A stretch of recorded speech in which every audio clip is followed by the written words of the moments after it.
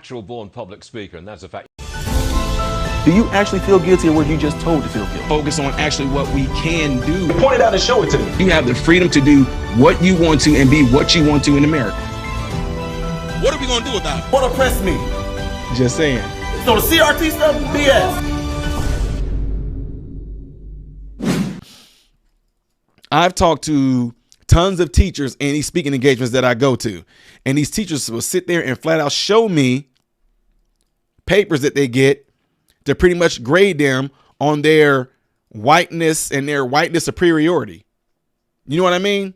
When you start to see those words like that, when you start to see those type of words like, you know, equity, inclusion, diversity, social justice, all those, when you start to see things like that, you know, I mean, you don't know, some people don't, but you'll start to see that same type of thing was used in Marxism. It's all about trying to start some sort of revolution to overthrow a certain class. And Marxism in its origins has always been going after capitalists. So that means people that have their own businesses, their own job, their own land, entrepreneurs, business owners, owners of anything. Marxism wants to revolutionize and overthrow that, pretty much feeling like that everybody should just be on equal playing fields. Everybody gets a trophy. Everybody should be supplied with the same exact type of things, and you don't have to work for it. That's where the issue comes in at. And that's why, you know, if you don't believe me, why you think during this past summer of love and all that, when Black Lives Matter and different organizations were tearing stuff up, they were stealing stuff, and the girl was saying these are our reparations and nothing was happening to them. Why would it even be put in their mind that they can loot and steal and do these things in the name of getting reparations? Like it's owed to them. See, that's what I'm saying. That same rhetoric, that same narrative, that same ideology that was in Marxism is the same thing that's actually being rooted out of critical race theory, along with Marxism being its darn parasite. So again, yes, you can say that the words critical race theory is not being taught in school, but the principles of critical race theory is being taught in school. That's no different than me sitting here telling you that Christianity is not being taught in school. I can say the Bible, the Holy Bible, is not being taught in school. But then if your kids come home saying, okay, we learn about something called the 10 rules of life, and they say, thou shalt not kill, thou shalt not steal, thou shalt not commit adultery, thou shalt not cover thy neighbor's wife, thou shalt not commit false, witness against thy neighbor. When you start to see things like that, you will say, okay, you guys are teaching out of the Holy Bible. You're teaching the Bible. Oh, no. Show me where we don't teach the Holy Bible. Yes, you are. You're teaching principles out of the Holy Bible. You know what I mean? So that's how they're infiltrating this into the school systems. Yeah, it's not CRT, but it's under the guise of all kind of different names. So nobody's falling for that. So again, CRT itself, critical race theory itself by title. Yeah, that title, the abbreviations and the word, that phrase critical race theory may not be taught in schools, but the principles are being taught in the school system. Now, so the reason why I want to kind of get onto this when you guys see that I said it has no place in today's world, and I want to get into this once and for all, is this. Obviously, there are some people that do not know their history. So if critical race theory is theorizing that there are systems in place that's there to benefit white people, and it's been there since our founding fathers. So what this would end up doing is this. If they end up saying that this critical race theory, if they say that these systems have been in place since our founding fathers, and what they are seeking to do is look at the founding fathers as all being a racist. And the reason why they're saying that the founding fathers are racist is because some of the founding fathers had slaves, right? And here's the thing, though. 15 of those founding fathers were mainly for slavery. You do know that, right? 15 of the founding fathers were for slavery. But the way that you're being taught in school is that all of them was, right? And they weren't. So if they weren't, wouldn't you like to know the ones that weren't for it? Wouldn't you like to be taught about the ones that was not for it? So the slick thing that they do is that they'll try to say, hey, since critical race theory is based on the theory off of these systems that have been in place, and it's been there for a long time, and it's there to benefit white people, and it's been like that since the forefathers.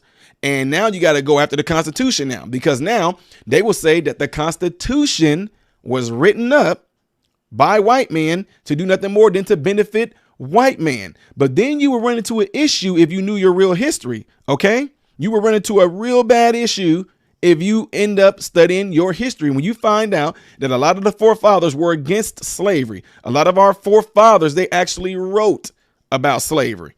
You know what I mean? A lot of our founding fathers, they legitimately wrote about slavery, but nobody's talking about that part. They're not talking about how Benjamin Franklin or John Adams, these guys were abolitionists. They were trying to abolish slavery. They wrote back to Britain wanting to abolish slavery. You're not being told that in school. So here's my thing. 1619, 19 slaves were on a Portugal ship. They were captured. Okay. They were captured. And when they were captured, they were brought up into Northern America. Okay. On the coast. When they were brought here, they were not slaves. They were indentured servants. And when they became indentured servants and they served out their indentured servitude, they were given land to go and start to do what most Americans is about to what most Americans are about today. What America actually represents. So did y'all hear what I just said? Because I know I talk fast. Whenever 1619 happened, 19 slaves were on a Portugal ship. They were captured by Americans. Americans took those slaves that was on this ship and they were turned into indentured servants. When they ended up becoming indentured servants and served out their servitude, they were given land and they went and started doing the very thing that the white people were doing as well up in Northern America. OK, so now here's the thing. You got a guy, Anthony Johnson. Anthony Johnson ended up he was an indentured servant, ended up having his own land. So he actually used to send for other slaves that came over on the ship for indentured servitude. And I'm not talking about stealing slaves. That's not what I'm talking about. I'm talking about slaves that actually was on the boat to America with the intent of going to a new world to be able to serve out an indentured servitude so they can actually have an opportunity to start their own thing. Now, Anthony Johnson was actually pretty much, I guess the word you can look for, he was, what's the word I'm looking for? Like sponsoring them to pretty much come over to work as an indentured servant to him. So then once they did that, they will be able to go off and do their own thing. Now, he was the first person to go on record to actually sue another slave because that slave did not serve out his indentured servitude. So Anthony Johnson took this man to court and he won, and this man became his lifetime slave. So the first person in America to actually have like legal slavery and actually have it like legitimized was a black man named Anthony Johnson. That's history right there. So now here's my thing though. This is where we get into this issue where people got mad at me on Fox News because I said America wasn't founded on racism, because the first slaves that came here in the slaves that came here in 1619, which they seem to be bent on, they were not slaves. They ended up being indentured servants. Right. So anyway, now with that right there being out of the way, tell me this. John Adams, one of the ones that wrote the Declaration of Independence, one of the signers of the Declaration of Independence. People think that all happened just in one day. We get showed that picture. Right. We can show the picture of them being in the whatever hall or room they were in. And it shows all those people sitting there. I think it was like 56 of them. They all sitting there and people instantly think. And one day they just all met and just said, let's form the Constitution. Let's do the Declaration of Independence and write our names. No, they had to take time to do that. So, again, here's where a lot of, things that can help a lot of people out that can come into play. When you find out that people like John Adams talked about Lemuel Haynes, and he talked about Harry Hoosier, he talked about these guys, Morant, and these reverends is who he consulted in. He consulted in white preachers. He consulted in black preachers. And when he did that, these people are what helped influence him actually add certain type of literature to the Declaration of Independence. But we don't get told that. See, what happens is this.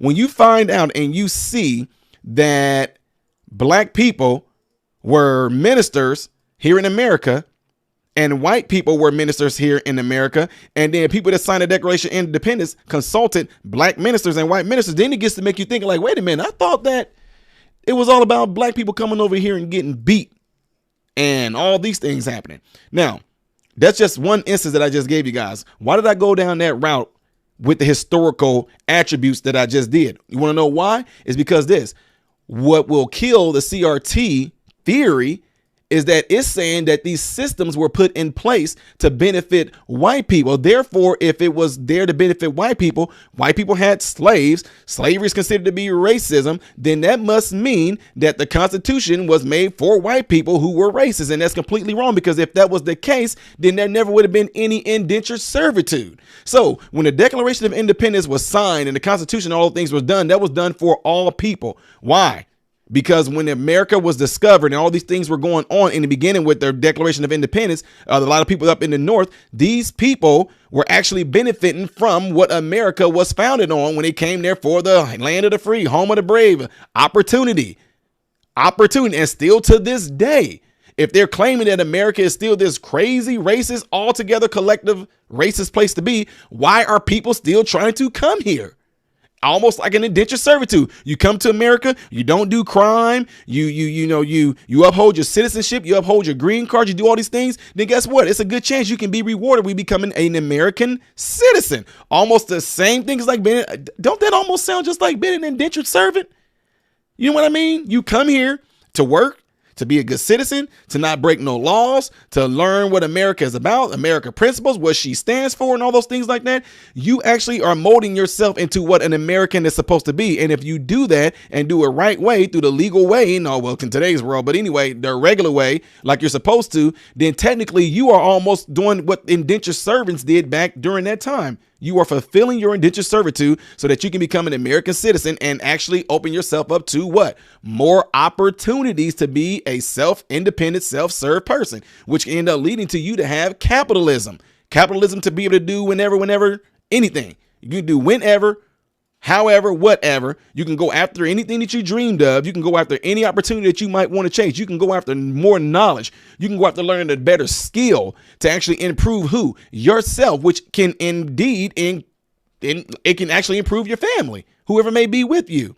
So again, that's where my issue comes in with critical race theory, is that if it's theorizing that these systems has been in place since America has been discovered, especially with the Constitution, Declaration of Independence, and they're trying to say that this was only there to benefit white people, and all the white people that were actually part of the Declaration of Independence signing and everything, they were racist, then that's what CRT is based it off of. But what I just gave you there with them consulting in the four to five black ministers, 4 to 5 white ministers, just to pretty much say we want to make sure this thing is going to be a divine article, that is going to be definitely something by God. Then what I'm saying therefore is, if they did consult in these black people, where was the racism?